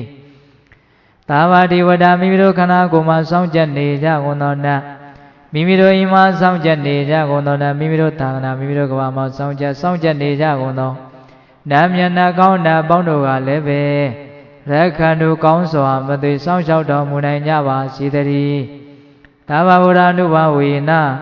ကိင္ဃဝါလူသေးစုမကပွင့်တော်မူကြတဲ့သုတ္တတာဘာဘုရားရှင်ကိုယ်တော်မြတ်တို့ရဲ့တကူတေဇောအာနုဘောတော်တို့ကြောင့်၎င်းသဗ္ဗဓမ္မာနုဘာဝေနမဲလီရန်ဖူလီရန်နိဗ္ဗာန်ပရိယတိဟုဆိုသောစေတသောတရားတော်မြတ်တို့ရဲ့တကူတေဇောအာနုဘောတော်တို့ကြောင့်၎င်းသဗ္ဗသံဃာနုဘာဝေနဘဂတံလေးရောက်ဗလတံလေးရောက်ဆိုသောရှင်ရောက်တော်ရိယာသံဃာရှင်မြတ်တို့နှင့်တကွာ